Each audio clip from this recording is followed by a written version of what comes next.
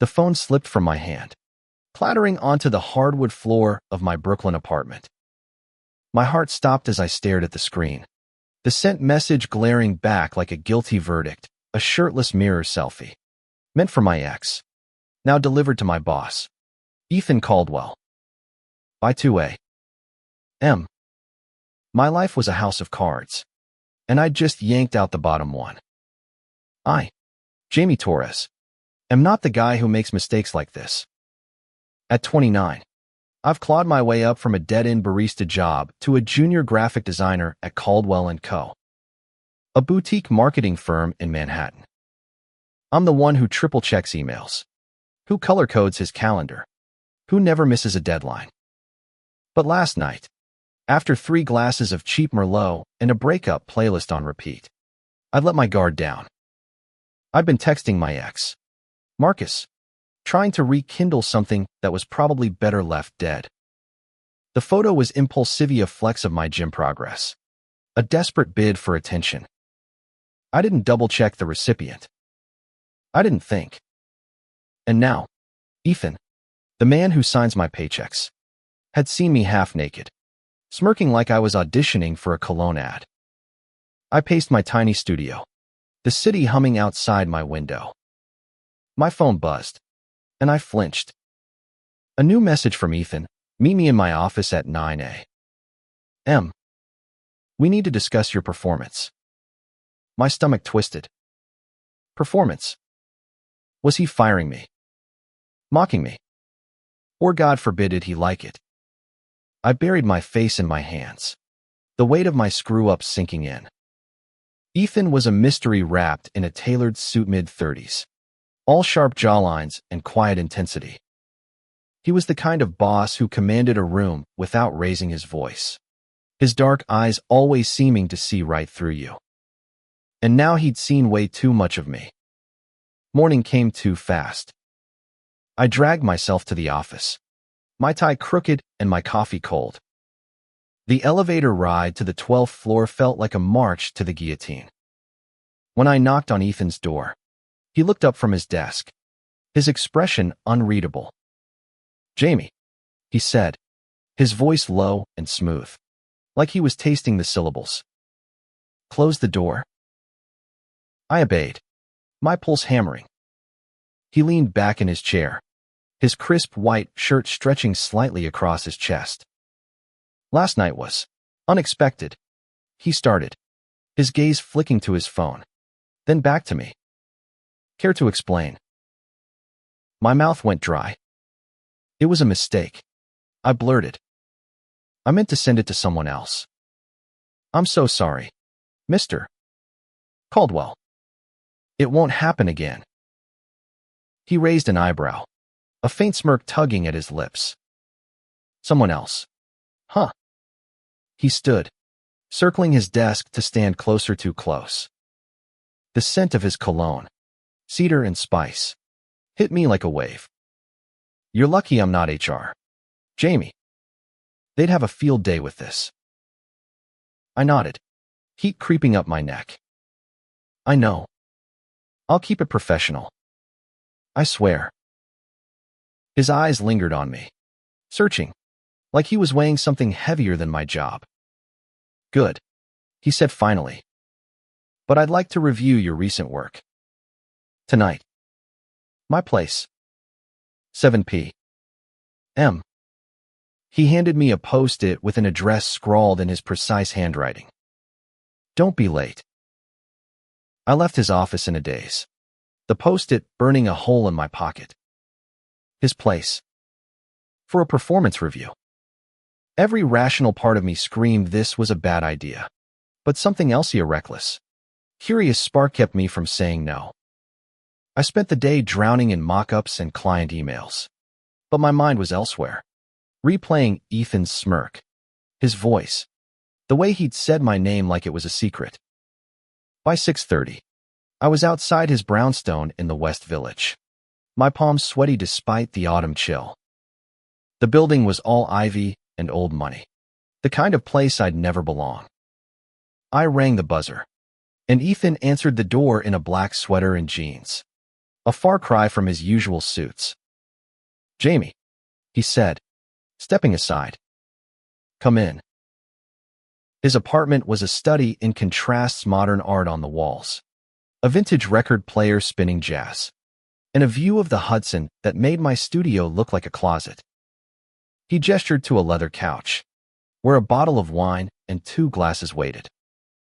"Sit," he said.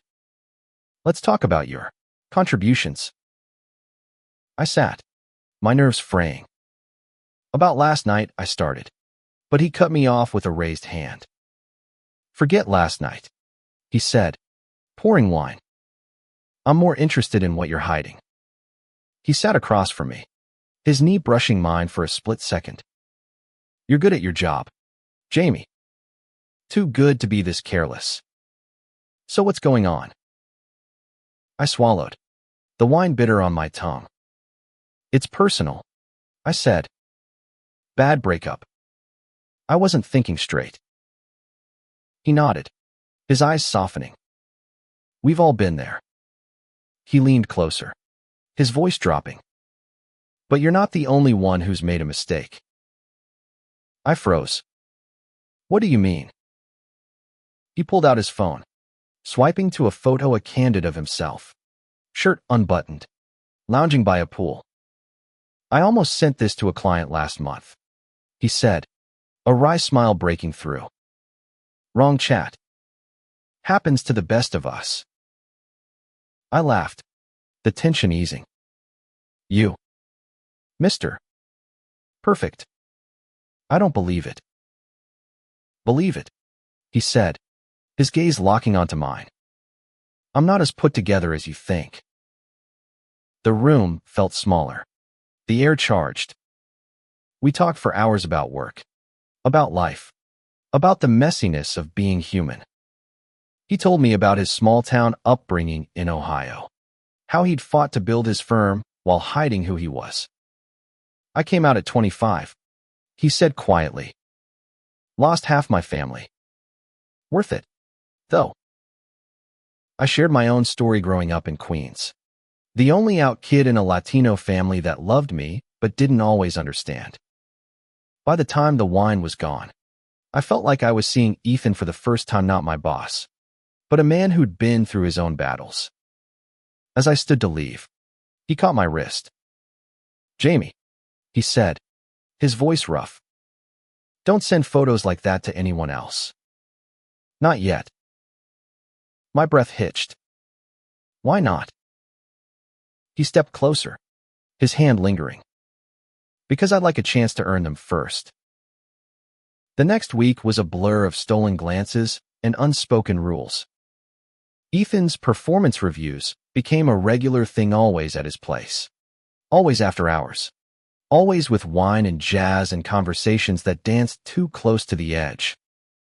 I told myself it was professional, that he was mentoring me, but every brush of his hand or lingering look said otherwise. I was falling, and I didn't know how to stop. At work, we kept up the facade. He was Mr. Caldwell, barking orders in meetings. I was Jamie, the diligent designer churning out pitch decks. But the office felt like a stage, and we were actors playing parts. The real show happened at night, in his brownstone, where the city's pulse seemed to sync with ours. One evening, as rain tapped the windows, he asked about Marcus. I hesitated, then spilled at all the 2 years of on and off fights. The cheating, the way Marcus had left me feeling like I wasn't enough. Ethan listened, his eyes steady. "You're enough," he said simply, like it was a fact. He just wasn't the one to see it. My chest tightened. I wanted to believe him, but doubt gnawed at me. Ethan was my boss. He had power, status, a life I couldn't touch. What was I to him? A fling. A mistake he'd regret. I pushed the thought away, focusing on the warmth of his voice, the way he laughed when I teased him about his vinyl obsession. Then came the night that changed everything. We were working late on a client campaign, alone in the office. The city was quiet, the fluorescent lights harsh against the darkness outside. I was tweaking a logo when Ethan leaned over my shoulder, his breath warm against my neck. "You're brilliant. You know that," he murmured. I turned, our faces inches apart. "You're just saying that to keep me here past midnight," I joked, but my voice shook. He didn't laugh. Instead, he cupped my face, his thumb brushing my cheek. "I'm saying it because it's true." And then he kissed me. It was slow at first, tentative, like we were both testing the water. Then it deepened, urgent and hungry, years of restraint unraveling in seconds. My hands found his hair, his arms pulled me closer, and the world shrank to just us. When we finally broke apart, panting, he pressed his forehead to mine. "I shouldn't have done that," he whispered. "Why not?" I asked, my heart racing. "Because I'm your boss," he said, stepping back. "Because this could ruin us both." I wanted to argue, to tell him I didn't care, but the weight of his words hit me. He was right. If anyone found out, I'd be the guy who slept his way up, and he'd be the boss who crossed the line. We agreed to keep it professional, to pretend it never happened. But the next day, I caught him watching me in a meeting, his eyes dark with want, and I knew we were kidding ourselves. The tension built over weeks. We avoided being alone, but the air crackled whenever we were near. I started noticing things: the way he loosened his tie when he was stressed, the way he smiled when I brought him coffee. I was in too deep, and so was he. Then came the company retreat in the Catskills, a weekend of team-building nonsense that felt like a ticking time bomb. We were paired for a trust exercise blindfolded. I had to guide him through an obstacle course. His hand in mine felt like a lifeline, his voice low and steady as he followed my lead. That night, by a bonfire, he pulled me aside. "I can't do this anymore," he said, his voice raw. "I can't pretend I don't want you." I didn't think. I kissed him, hard, the firelight flickering around us. For a moment, it was perfect. Then a coworker's voice cut through the dark. "Ethan." "Jamie." And we sprang apart, guilt flooding my veins. By Monday, whispers were spreading. Someone had seen us. The office buzzed with gossip, and HR called me in for a chat. They asked if I felt pressured, if Ethan had acted inappropriately. I lied through my teeth, saying it was nothing, but the damage was done. Ethan was called to the board, his face grim as he passed my desk. I felt like I'd ruined him. That night, I went to his place uninvited. He opened the door, looking wrecked. "You shouldn't be here," he said, but he let me in. "I'm sorry," I choked out. "I didn't mean for this to happen." He sighed, pulling me into a hug. "It's not your fault. It's mine." I knew better, and I still let myself fall. We sat on his couch, the silence heavy. He told me the board was investigating, that he might have to step down. I felt sick. All because of a stupid photo, a moment of weakness. But as he held my hand, I realized it wasn't just a mistake. It was real, messy, and worth fighting for. The fallout was brutal. By Wednesday, the office was a minefield of side eyes and hushed conversations. My coworkers, once friendly, now treated me like I was radioactive. "So, you and Ethan, huh?" One designer, Sarah, sneered over lunch. I mumbled something about rumors and fled to my desk.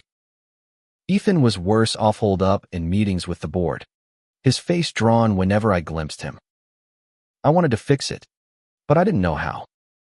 I started staying late, burying myself in work to avoid the gossip.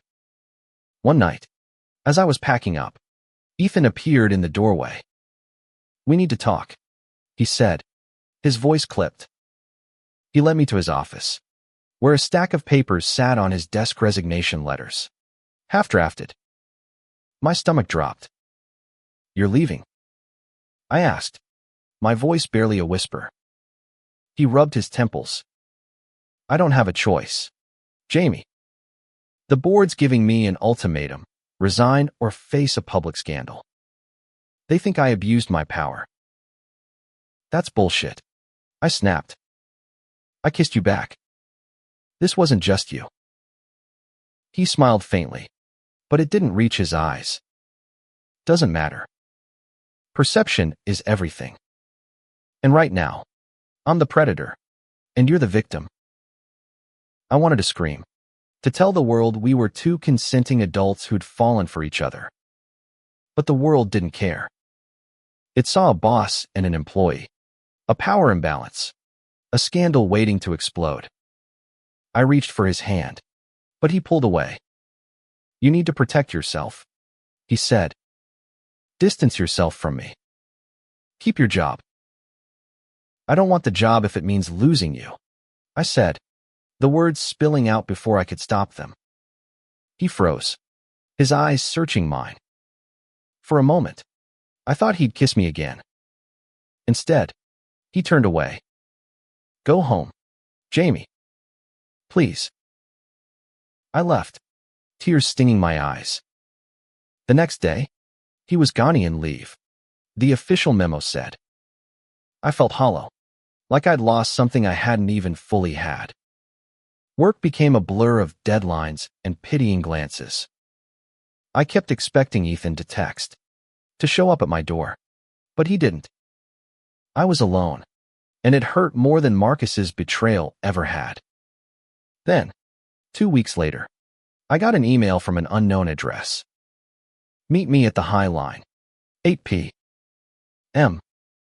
tonight." My heart leapt. I shouldn't have gone, but I was there by 7:45, pacing the elevated park as tourists and joggers passed by. Ethan appeared, wearing a hoodie that made him look younger, vulnerable.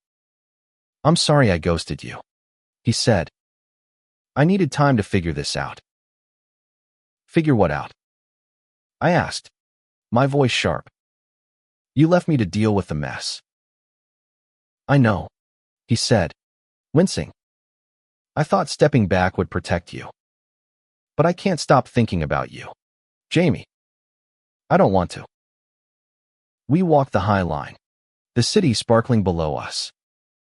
He told me he'd resigned officially, that he was starting his own consultancy. "I'm done hiding," he said. "Not from the board, not from myself. I want to be with you, if you'll have me." I stopped, my breath catching. "What about the scandal? The gossip?" "Let them talk," he said, taking my hand. "I'd rather lose my reputation than lose you." We kissed under a street lamp, the world fading away. It wasn't a fix for everything. There'd be consequences, judgment, maybe even hate. But in that moment, I didn't care. I felt seen, wanted, enough. The next month was a whirlwind. Ethan threw himself into his new venture, and I quit Caldwell & Co.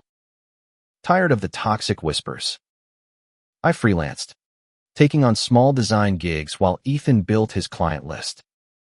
We were cautious at first, keeping our relationship quiet, but it grew stronger every day. We cooked dinners in my cramped kitchen, laughed over bad reality TV, and talked about a future that felt possible. Then came the letter. It was from Ethan's estranged father, sent to his old office address and forwarded to him. It was short, brutal. "I heard about you and that boy. You're a disgrace." Ethan read it aloud, his voice steady but his hands shaking. I held him as he cried, the first time I'd seen him break. "I thought I was over this," he whispered. "But it still hurts." I didn't have words, so I just held him tighter. That night, we made a pact: no more hiding. We'd live openly, proudly, no matter what it cost. Living openly wasn't easy, Ethan's consultancy took a hit, some clients pulled out, citing personal concerns. My freelance gigs were steady, but I felt the sting of judgment from old colleagues who'd once called me friend. Social media was worse. A blog post about Ethan's resignation went viral, painting him as a creep and me as a gold digger.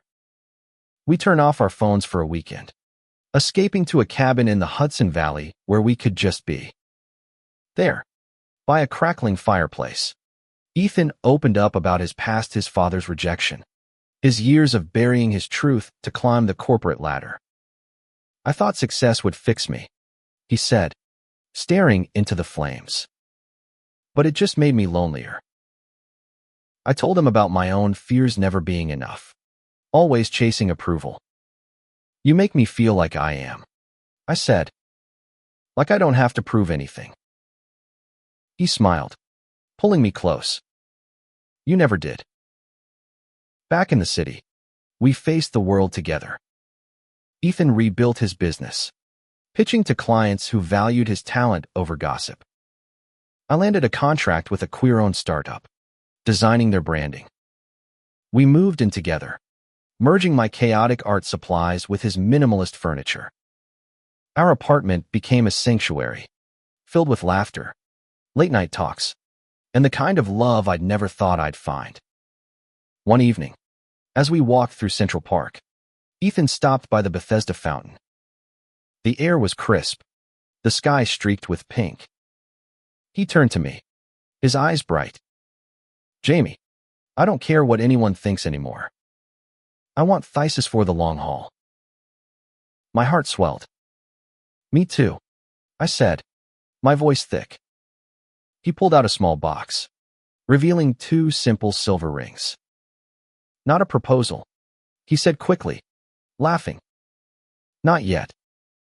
Just a promise. That we're in this together, no matter what.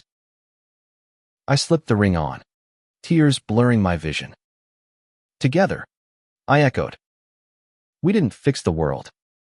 Hate mail still came, and some doors stayed closed. But we built a life that was ours, imperfect, real, and fiercely ours. The thirst trap that started it all became a running joke, a reminder of how one reckless moment could lead to something beautiful.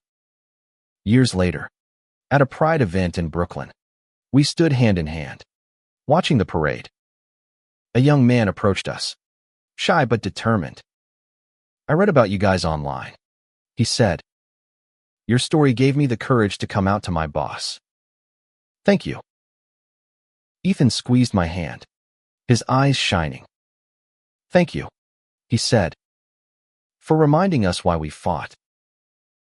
As the kid walked away, I looked at Ethan, the man who'd risked everything for me, for us.